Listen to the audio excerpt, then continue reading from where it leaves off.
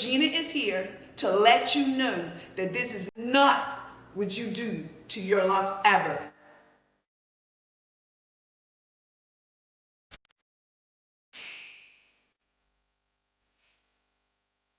Hi, it's Miss Gina, and welcome back to my YouTube channel. If you're new, like and subscribe.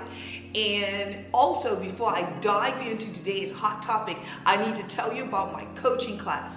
It's one-on-one with Miss Gina. All you gotta do is go to House of Isis, sign up, and it's your chance to talk to me about your hair. I'll be the hair coach that you need. So today's topic really peeves Miss Gina. I'm gonna be talking about that crochet latch, that hook, that tool, that metal implement that people wanna hack and attack into those locks. Sometimes people even wanna use a rat tail metal comb.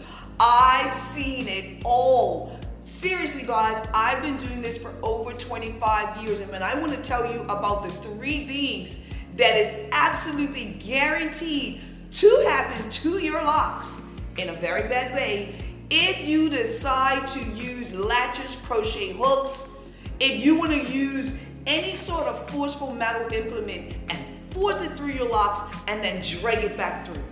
What are you doing? The 3 things that's going to happen guaranteed. Number 1, it's going to be frizzy all the time.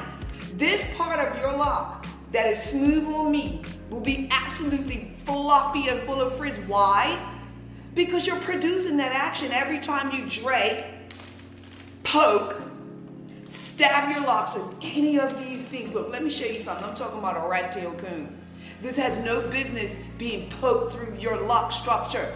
What's going to happen? The first action, it's going to pop your lock. The second action is going to make them frizzy. The third thing it's going to do is poke a hole straight through that beautiful lock you just took time to make. So put these down. This, I'm telling you, listen, this will rip your locks to shreds. The second thing that's going to happen if you decide to use any sort of metal tools and you're picking and you're shoving and you're tugging and dragging, traction alopecia. Your edges are going to leave you if you be using things like this in your... See, listen, Miss Gina is all about teaching the knowledge and education that's going to help you to grow long, beautiful locks. It's going to help you to save your locks. Okay, the third thing that can quite definitely always happen is those big gaping holes that you have in your lock structure.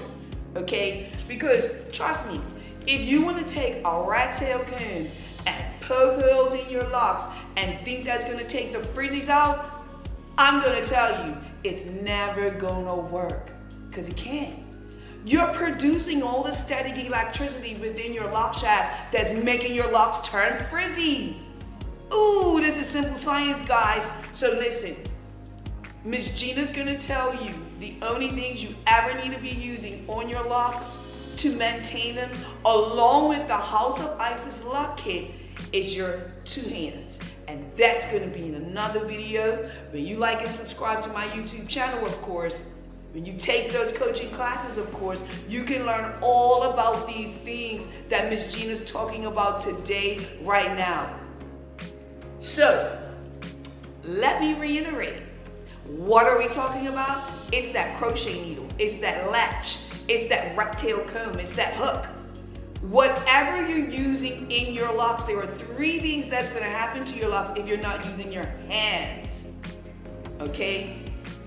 Stretching, which leads to popping, holes within the lock structure, and the dreaded frizzies.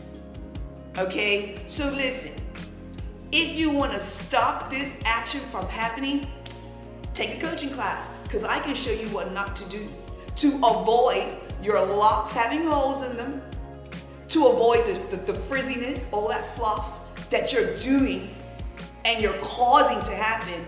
And you're probably dying to know, so Miss Gina, what do I do now? How can I stop the frizziness from happening if I don't use a crochet hook?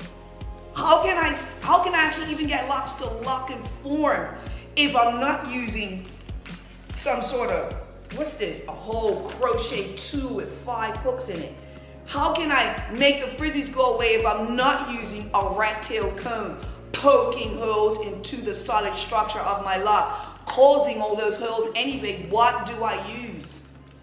Well, Miss Gina's here to tell you what not to use. And these are all the tools that you should not use. Listen to me, I've heard too many horror stories when people use things like this. Their locks are shredded, ripped up, their edges are torn and broken, their hearts are breaking as well. And so Miss Gina is here to let you know that this is not what you do to your locks ever. And you've seen the tools and you've heard it from Miss Gina, who's been in this for over 30 years, caring for your locks at House of Isis. Thank you. Like and subscribe.